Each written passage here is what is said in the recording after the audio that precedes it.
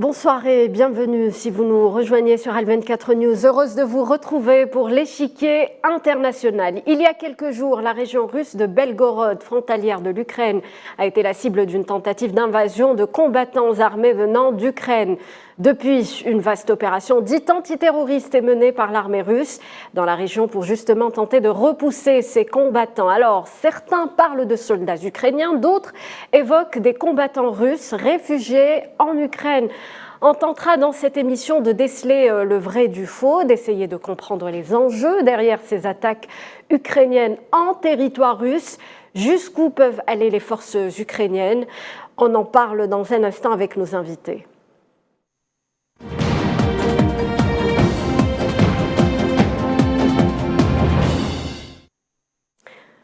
Alors, que se passe-t-il dans la région russe de Belgorod? Aux dernières nouvelles, la région russe est toujours la cible de bombardements ukrainiens meurtriers. Les tentatives d'infiltration de combattants en territoire russe continuent et l'armée russe a déclaré justement ce dimanche les avoir toutes repoussées. Le groupe Wagner, lui aussi, se dit prêt à se rendre à Belgorod pour tenter de défendre ces territoires russes. Tous ces aspects de la guerre qui semblent en tout cas prendre des proportions assez inquiétantes. Nous allons les aborder ce soir avec nos deux invités. Karine Béché-Golovko, docteur en droit public, professeur invité à l'Université d'État de Moscou. Bonsoir et merci d'avoir accepté notre invitation. Bonsoir, merci à vous. Et on va faire réagir également Nicolas Mirkovic, président de l'association Ouest-Est, auteur de nombreux ouvrages. Bonsoir. Bonsoir. Alors, votre dernier ouvrage s'intitule justement « Le chaos ukrainien ». Comment on en est arrivé là et comment en sortir? Merci d'être avec nous ce soir. Je le disais, donc le chaos ukrainien, on va justement en parler. On a l'impression qu'on a du mal, en tout cas, à s'en sortir au regard des derniers développements sur le terrain. Karine Béché-Golovko, regarde ce qui se passe aujourd'hui à Belgorod. Comment cette invasion a pu être justement préparée? On ne s'y attendait pas. Alors, il y a effectivement un choix stratégique qui a été fait. Il semble qu'il y a surtout un changement de stratégie du côté de l'OTAN, puisque ils sont dans une impasse. C'est-à-dire que s'ils veulent réellement aller plus loin sur le front classique, qui serait plus celui de Kherson, Zaporozhye et Donetsk, dans ce cas-là, il faut non seulement utiliser l'armée ukrainienne, mais physiquement et de manière massive cette fois-ci, puisque soyons pas naïfs, les membres de l'OTAN sont présents sur le front du côté de l'Ukraine, mais de manière encore minoritaire. S'ils veulent réellement lancer cette grande offensive dont on nous parle depuis des semaines, des mois, il faut d'autres contingents. Or, pour l'instant, politiquement, c'est absolument impossible puisque les populations à l'ouest ne soutiendront pas une intervention directe armée de leur pays. Il y a donc eu un choix qui a été fait, qui est un choix qui est beaucoup plus symbolique, c'est-à-dire toucher là où ça fait mal. Oui. Et la région de Belgorod a été touchée parce que c'est la région russe, même avant 2014, et c'est donc déplacer la zone de combat sur la zone historiquement russe, enfin historique en façon courte du terme. Et ce choix marche sur le plan politique, même si, militairement, il est évident que l'Ukraine ne va certainement pas envahir Belgorod. En attendant, les zones frontalières sont effectivement touchées de manière massive. Oui. On notera quand même que le 1er juin, il y a eu rien que sur le district de Chebekino, plus de 850 tirs de l'armée ukrainienne. C'est absolument énorme. On a beaucoup aussi parlé, Karine Béché-Golovko, permettez-moi, on a mis en doute les capacités de défense de l'armée russe au niveau des frontières. Qu'en pensez-vous ? Alors, il faut comprendre que il y a, à mon avis, ici deux aspects. Tout d'abord, effectivement, les réformes qui ont été faites ces 20 dernières années de l'armée russe sur le mode globaliste sont des réformes qui tentent de réduire le nombre d'hommes pour développer la technologie. Or, pour garder des frontières, surtout dans ces cas-là, on se rend compte qu'il faut des hommes. Donc ça, c'est le premier, effectivement, une certaine faiblesse. Maintenant, c'est une guerre, même si on veut appeler ça du terrorisme pour éviter de rentrer dans une troisième guerre mondiale de plein pied, c'est une guerre. Donc, dans une guerre, malheureusement, effectivement, il y a des tirs, il y a des combats. Et l'important est de protéger la frontière, dans le sens protéger le territoire. Et pour l'instant, ça va, puisque ces groupes de sabotage qui passent sont refoulés. Aujourd'hui encore, un groupe a été repoussé à la frontière par l'armée russe. Donc, il faut minimiser. Simplement, il est important de comprendre qu'il y a, à mon avis, un passage sémantique à faire, que la Russie ait besoin, pour éviter une escalade, en tout cas politique, du conflit, de rester dans le vocable de la lutte antiterroriste. Oui. Nous sommes réellement dans une situation de conflit armé traditionnel. Et ça, les Russes le savent très bien. Simplement, je ne suis pas certaine que pour l'instant, en tout cas à l'international, ce soit réellement l'intérêt de tout le monde de parler d'un conflit armé entre la Russie et les pays de l'OTAN, puisque c'est pas contre l'Ukraine que la Russie se bat. La Russie c'est contre l'Occident. Très bien. Répond à une agression de l'Occident. Alors, 14. Vous l'avez dit, donc l'objectif pour les Russes est de protéger le territoire, d'autant plus que les populations sont touchées. Les autorités russes organisent le déplacement des populations en ce moment d'une dizaine de localités dans cette région de Belgorod. Nicolas Mirkovic, quelle est votre perception des choses? Moi, j'aimerais revenir avec vous sur l'origine de ces hommes armés venus d'Ukraine. On parle de 200 combattants. Alors, d'où vient-il et comment ont-ils pu organiser cette invasion ou cette tentative d'invasion? Je pense en effet que l'armée ukrainienne et surtout l'OTAN, n'oublions pas que l'OTAN qui appuie les forces ukrainiennes depuis longtemps, depuis 2014, avec leurs images satellites, avec leurs conseillers sur le terrain, ont en effet trouvé un point faible dans la protection des frontières de la Russie. L'Ukraine, officiellement, reçoit des armes pour se défendre. Les responsables politiques occidentaux qui fournissent des armes à l'Ukraine ont toujours dit que c'était pour la défense de l'Ukraine, non pas l'attaque. Donc officiellement, ça va être un peu difficile pour l'armée ukrainienne de dire qu'elle attaque une ville russe, Belgorod, aujourd'hui. Donc quelle est la stratégie qui est derrière ça, qui est ourdie par des stratèges de l'OTAN? C'est d'envoyer des mercenaires. Alors, qui sont ces mercenaires? Qui sont-ils justement? Alors, on parle de combattants ukrainiens, parfois on parle de combattants russes. Oui, il y a des Russes. Poutine a forcément des opposants, il a des opposants extrêmes qui sont prêts à prendre les armes. Il y en a, comme dans n'importe quel pays, qui se retrouvent dans ces bataillons, dans les différentes images qu'on voit sur les réseaux sociaux. Donc il faut toujours prendre ça avec un tout petit peu des pincettes, parce qu'il faut les avérer, mais vraisemblablement il y a quand même plusieurs vidéos qui tournent où on voit des mercenaires qui parlent très clairement le polonais. Donc je pense que la stratégie pour éviter de dire que c'est l'Ukraine qui attaque Belgorod, c'est de dire qu'une partie de la population russe se retrouve dans le combat des Ukrainiens, veut se rebeller contre Vladimir Poutine et a décidé de prendre les armes. En revanche, quand on regarde le nombre de combattants, en effet, on est en train de parler de quelques centaines. On ne sait pas quelle est la proportion de Russes. Sur les vidéos qu'on voit passer, on entend beaucoup la langue polonaise. Donc ça reste des petits groupes d'extrémistes encadrés, bien évidemment, par l'armée ukrainienne et par l'OTAN, puisqu'ils partent du territoire ukrainien. Et on se doute bien que sur le territoire ukrainien, rien ne passe inaperçu aux yeux de l'OTAN. Donc ce sont ces personnalités-là, on pense que du côté russe, ça doit plutôt être des militants de mouvements extrémistes qui peuvent se retrouver avec l'extrême droite ukrainienne, qui se retrouve autour des idées de Bandera, en tout cas d'une Europe blanche, qui veut lutter contre le multiculturalisme qui existe en Russie aujourd'hui. Je pense que ce sont ce type de militants russes qu'on peut retrouver aujourd'hui dans ces soldats, enfin dans ces mercenaires qui se battent à Belgorod. Alors Kiev a en tout cas démenti être derrière ces incursions. Nicolas Mirkovic, selon vous, quels sont les enjeux derrière un tel développement pour l'Ukraine? Je pense qu'il y a deux raisons. D'abord, je pense que l'Ukraine veut montrer avec l'OTAN que la Russie a un point faible. Donc du coup, c'est sûr que l'attaque de Belgorod fait mal pour l'armée russe. Les Russes sont attaqués sur leur territoire. Et normalement, dans une position, quand on se met en position d'attaque, on s'assure que les arrières sont bien défendus. Or, ce n'est pas le cas. Donc c'est un peu une petite humiliation pour l'armée russe aujourd'hui. Et aussi, par ces incursions de mercenaires étrangères, les Ukrainiens et l'OTAN veulent que les Russes déplacent leurs militaires qui sont sur la ligne de front au Donbass. On va y revenir. On va voir si justement le front va se déplacer en Russie. On va poser. Oui. L'objectif de ces incursions de mercenaires étrangers ou même de Russes extrémistes est d'obliger la Russie à protéger sa frontière et donc du coup de déplacer des soldats qui aujourd'hui sont mobilisés au Donbass.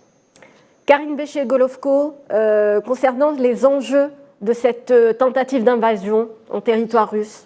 Oui, tout à l'heure, d'abord, je voudrais préciser qu'il ne s'agit pas de Belgorod comme ville. Il s'agit de la région de Belgorod. La région, oui. Voilà, parce qu'on sont des choses différentes. Dans la région, il y a effectivement la ville de Belgorod. Celle-ci n'est pas attaquée par les groupes. Et il s'agit des villages frontaliers qui sont dans cette région. Donc ça, c'est important quand même de comprendre. Ensuite, il me semble qu'il est quand même un peu tôt pour parler d'invasion. On va dire qu'il y a plusieurs actes d'agression, ce qui effectivement pose un problème et maintenant va mettre les fournisseurs d'armes européens face à leurs responsabilités. La Belgique, par exemple, commence déjà fébrilement à demander mais enfin, mais comment nos armes sont utilisées, non pas pour la défense, mais effectivement pour l'agression du territoire russe. Donc là, il y a un changement qualitatif au niveau du comportement. Militairement, je ne suis pas certaine que cela ait un impact phénoménal, cela a un impact politique. Il y a ici deux types de déclarations intéressantes à ce sujet-là. À la fois au niveau des élites russes. L'on voit Mironov, par exemple, qui est à la tête du parti Russie Juste, déclarer que maintenant, justement, il faudrait peut-être commencer réellement à se considérer en situation de guerre et à réagir. Donc, cela pousse les élites, en fait, à essayer de sortir un petit peu de ce double discours, de cette espèce de normalisation d'une guerre rampante que tout le monde connaît et comprend, mais dont personne ne veut parler. Et deuxième aspect, ce qui est extrêmement intéressant et significatif du côté, on va dire, de la rhétorique et de la manière de se conduire de l'OTAN et qui tient cette armée en Ukraine, c'est la déclaration de Podliak qui dit aujourd'hui, si ils le veulent, les Ukrainiens sont prêts à ouvrir des corridors humanitaires dans la région de Belgorod pour évacuer les civils, donc les Russes, vers l'Ukraine, des zones qui sont touchées. Qu'est-ce que ça signifie ? Ça, c'est extrêmement grave. Oui. Ça signifie que l'OTAN, parce que l'Ukraine a strictement... veut enrôler des Russes ? C'est parce que l'OTAN remet en question les frontières de la Russie, même avant 2014. Donc, elle remet en principe en cause les frontières de la Russie. Et ça, c'est un pas qui a été passé aujourd'hui avec ces déclarations. Il me semble que l'enjeu des attaques de Belgorod est ici. C'est remettre en cause l'existence des frontières de la Russie comme État. Nicolas Mirkovic, votre réaction au sujet de ce que vient de développer Karine Béché-Golovko ? Je pense que c'est un jeu extrêmement dangereux, en effet, que jouent Kiev et l'OTAN. N'oublions pas que la Russie, pour l'instant, déploie des moyens qui sont relativement faibles par rapport à sa puissance militaire. Elle engage, il y a un article dans The Economist qui est sorti il y a peu de temps, très peu de ressources. Il y a le coût de la guerre pour la Russie est quasiment le même, le coût de la guerre directe, le coût militaire est quasiment le même que le coût des puissances occidentales, sans compter Kiev. Donc la Russie pourrait engager des moyens beaucoup plus importants. Si cette guerre devenait officiellement, mais elle est officieuse aujourd'hui, mais si officiellement elle était entre la Russie et l'OTAN, nous changerions complètement de dimension de la guerre avec des armes beaucoup plus puissantes qui s'abattraient de part et d'autre de la frontière. Cela deviendrait une guerre frontale, ce que jusqu'à présent et l'OTAN et la Russie ont évité sur la frontière. Le fait qu'il y ait des mercenaires qui utilisent des armes de l'OTAN qui se retrouvent du côté du territoire russe est plus qu'une ligne rouge. C'est une frontière, je pense, très dangereuse que l'OTAN a franchi ces derniers jours et qui peut en effet avoir une influence sur une partie de l'élite russe qui voudrait accélérer, ou en tout cas amplifier la guerre, en tout cas le nombre de moyens militaires mis en place aujourd'hui pour gérer cette opération spéciale, ça peut avoir comme effet d'accentuer, d'accélérer les dépenses russes en faveur de la guerre et par conséquent entraîner l'ensemble de la région, la Russie y comprise, dans une guerre beaucoup plus importante que ce que nous voyons aujourd'hui au Donbass et sur le reste du territoire ukrainien. Je pense que c'est un pas très grave, en tout cas c'est une décision grave dont l'OTAN a la responsabilité aujourd'hui et qui peut encore augmenter le niveau de la guerre, l'intensité de la guerre et le nombre malheureusement de blessés et de morts que cela va entraîner. Alors vous parlez justement de l'OTAN, excusez-moi, j'aimerais revenir justement sur comment voient les Occidentaux ces développements, notamment ces agressions à l'intérieur du territoire russe, rappelant que les États-Unis ont pourtant affiché leur opposition à des attaques en territoire russe. Les États-Unis sont habitués à mentir sur tout un tas de sujets, donc ils sont capables de dire qu'ils sont contre. Or, nous savons qu'ils sont aux manettes. Il n'y a quasiment rien qui peut se passer aujourd'hui en Ukraine, quasiment depuis 2014, sans que Washington soit au courant, sans que Washington donne sa validation. Une opération d'une telle ampleur, qui n'est pas une si petite opération que ça, ne peut être faite sans la validation des soldats, enfin des officiers de l'OTAN et de Washington et du Pentagone. L'OTAN est clairement derrière ça. L'OTAN, on le sait maintenant, a formé l'armée ukrainienne depuis 2014 pour qu'elle affronte l'armée russe, nous le savons. Ce que nous ne savions pas, c'est qu'en même temps, elle était en train de former des mercenaires étrangers et qu'en même temps, elle était en train de recruter des dissidents russes des dissidents ou des opposants russes en tout cas, pour envahir le territoire russe, ce qui devait être restreint à une opération militaire sur le territoire ukrainien. N'oublions pas que ne l'est plus. N'oublions pas que les puissances occidentales aiment à rappeler qu'elles ne sont pas en guerre. Elles donnent des armes, elles donnent des financements, elles donnent de l'aide à l'Ukraine pour qu'elle se défende. Mais officiellement, si vous demandez aux chancelleries à Paris, à Berlin, à Bruxelles, eh bien, l'Ouest est en train juste d'aider l'Ukraine à se défendre. Là, on se rend compte qu'elles sont en train d'aider l'Ukraine à attaquer la Russie parce que c'est le jeu in fine, c'est ce que souhaitent les États-Unis. Les États-Unis souhaitent affaiblir la Russie à travers l'Ukraine. Le but n'est pas du tout de la défense de l'Ukraine, le but est l'affaiblissement de la Russie pour que les États-Unis n'aient pas de concurrents sur le territoire eurasiatique. Nous le savons, c'est la politique, la stratégie américaine depuis plus de 100 ans. Elle n'a pas changé. C'est juste que là, maintenant, on voit très bien qu'ils sont prêts à aller très très loin dans ce conflit qui peut devenir européen pour le coup, après, qui peut très rapidement devenir européen. Si la Moscou dit ce sont des armes françaises et belges qui attaquent, qui sont à l'origine de la mort de civils russes, forcément, ça change. Il y a une co-belligérance, on l'a compris, des Européens de toute façon. Karine Bechet-Golovko, est-ce que ces développements ne vont pas faire justement renoncer les puissances occidentales, notamment les Européens, à faire machine arrière ? Disons que les Européens auraient dû, depuis longtemps, non pas faire machine arrière, mais éviter de mettre toutes les forces machines en avant. Or, nous voyons que malheureusement, les Européens ne sont plus des puissances politiques, ce sont des pays occupés et qui sont en fait vassalisés dans le cadre d'un système de gouvernance globale attentiste. Donc, et je ne pense pas qu'il va y avoir une quelconque réaction réelle. Il peut y avoir effectivement quelques déclarations, comme vous l'aviez dit. Oui, d'accord, les États-Unis sont contre. La Belgique demande pourquoi.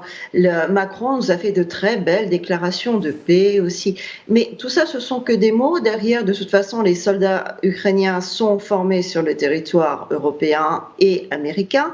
Dans les groupes de diversion et de sabotage, il y a des Européens et, on l'a vu, des Américains, comme cela a été déclaré par des groupes russes. Les armes qui frappent les civils sur le territoire qui est juridiquement russe depuis cet été sont des armes européennes et américaines. Donc, déjà, de toute manière, Il y a la guerre entre les deux parties. Et le porte-parole du Kremlin, Peskov, a très bien déclaré que, de toute façon, quelles que soient les déclarations du président Macron, la France, étant partie de facto au conflit, ne peut pas être un intermédiaire et un interlocuteur. Et cela ne concerne pas que la France. Donc, nous sommes aujourd'hui, pour les pays européens, dans une impasse, parce que même si parfois ils peuvent avoir peur d'aller plus loin, parce qu'ils sont quand même pas très courageux, il faut pas rêver, de toute manière, ils n'ont pas le choix.